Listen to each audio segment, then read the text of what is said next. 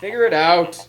Hello, this is Adam Koralik with Figure It Out Productions. The following video is part of our Quick Shoot series and is intended to aid the Dreamcast and gaming community. Hey guys, I have a treat for you.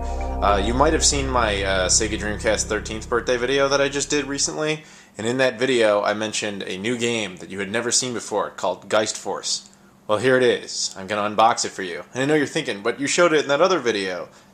Well, movie magic. I'm shooting this part before I shoot that part. How weird is that? Oh my god.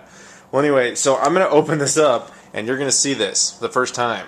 Well, I'm going to see it for the first time. I guess you already saw it in that other video, but I haven't seen it yet. How cool is that? But yeah, let's go ahead and open this, and then we'll talk all about it. So first, obviously, to unbox it, I'm just going to use scissors, and it'll just cut through the tape. Easier said than done at this angle. I apologize. And, okay, there we go. We're through there. Open it up, and we have Geist Force. Let me get this box out of here.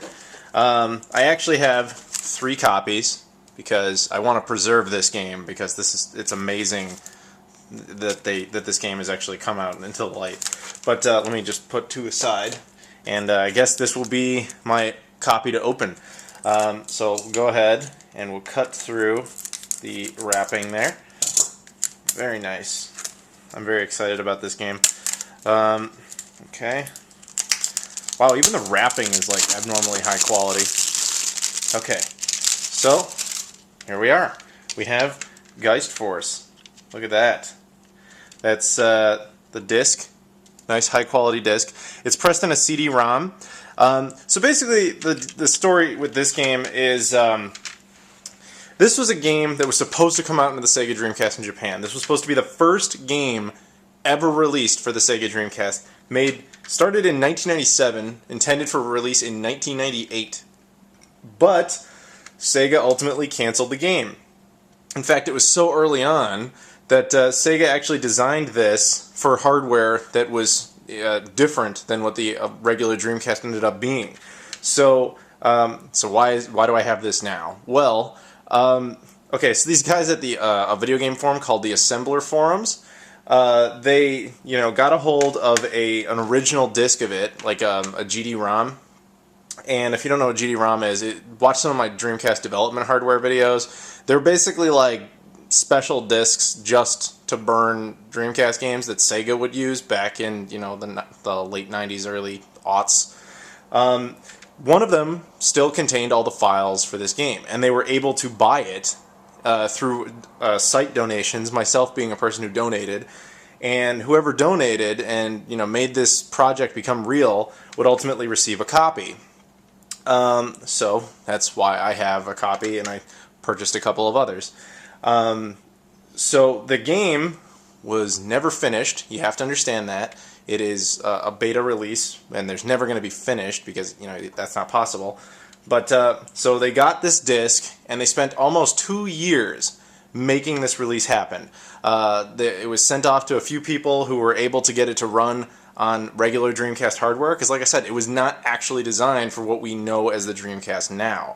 The Dreamcast hardware it was designed for was radically different in a lot of ways. Or well, maybe not radically different, but different. So it was harder to get it to work on this.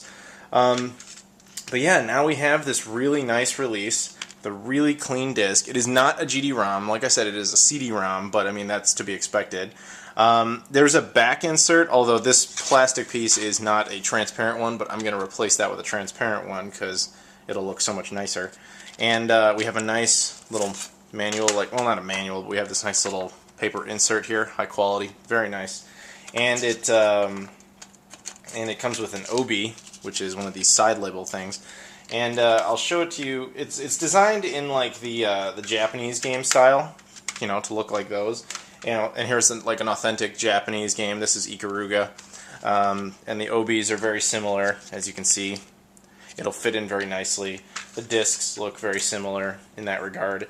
And yeah, this is just such an amazing release, and I'm so glad this actually came out. And it's going to be a rare one because only 200 copies of this were actually pressed. 200 legit copies exist. My understanding is that this over at Assembler Forums, which I don't know if there's any copies left. There might be. If I were you, I would check that out immediately. And to Kevin, the guy who is primarily responsible for making this release happen, sorry for possibly flooding the site with more people looking for that game. But, you know, guys, that might be the only way you ever get a legit copy. I know you're thinking, like, Adam, you have 2 more, and I'll probably, I don't know what I'm going to do with these. I'm not giving them away, obviously. Maybe some point down the road I'll sell them, but for sure they're going to be preserved in my possession. That much I can tell you. But yeah, guys, sorry, grabbed the wrong game.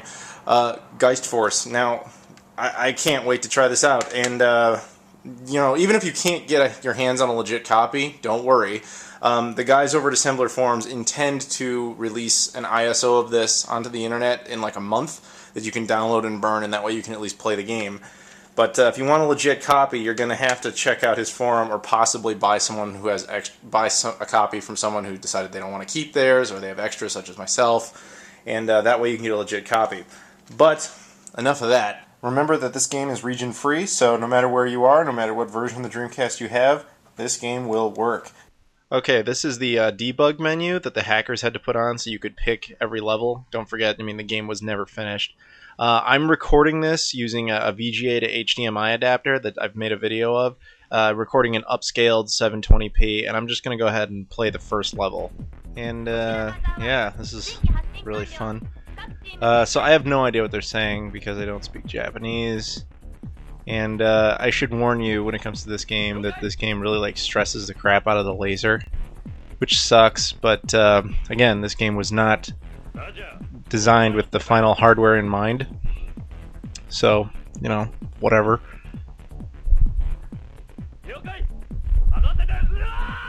So as you can see, it looks pretty good. I mean, all things considered, it started development probably in like 1997. And, you know, it was canceled, and it was intended for release in 1998.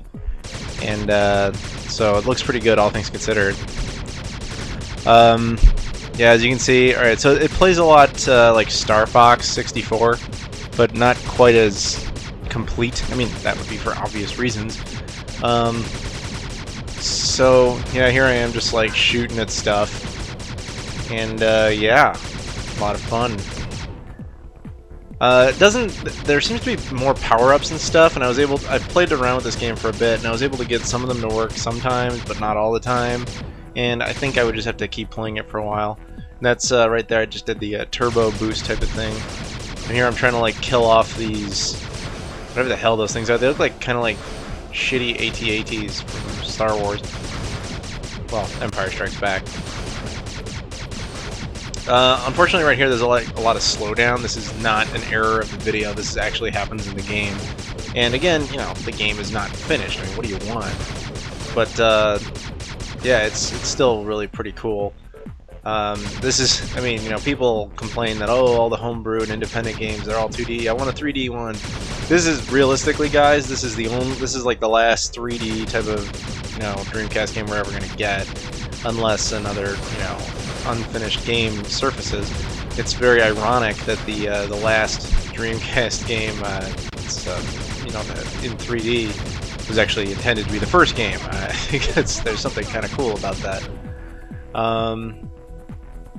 Yeah, so again, boosting. You can shoot at all kinds of things, the rocks, for example.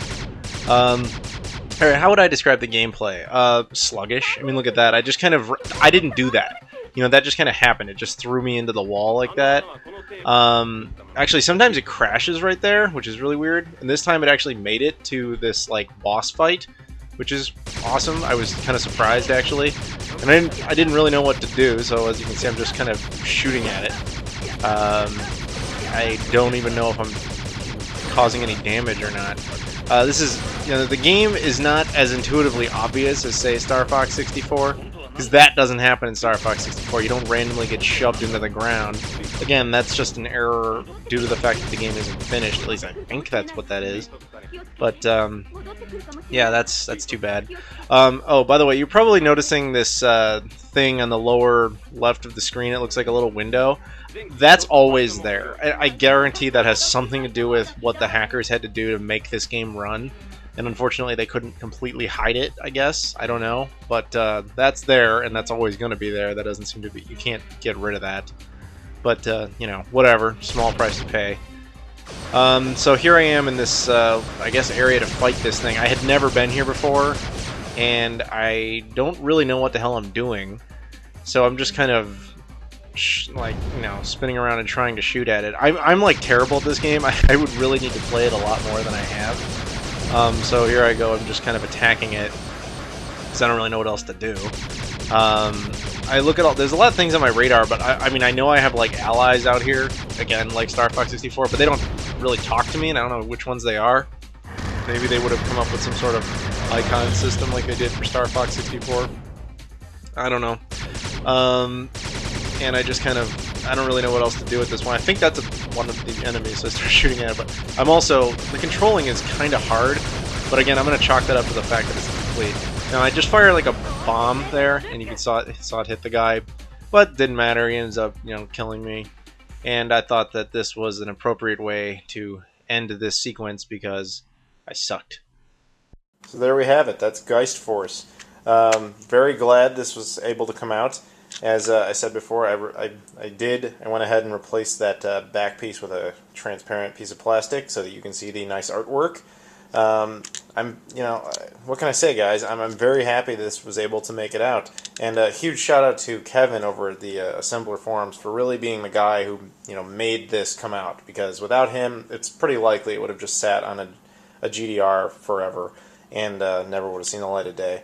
And shout out to everyone else who helped make it possible. Not just donors like myself, but the guys who actually got this game to run on legitimate Dreamcast hardware.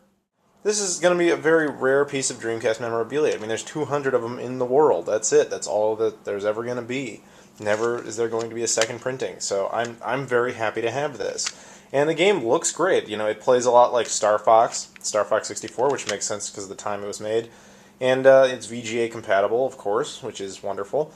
And so it looks fantastic. And, you know, the actual pressing and release is high quality. It's very high quality.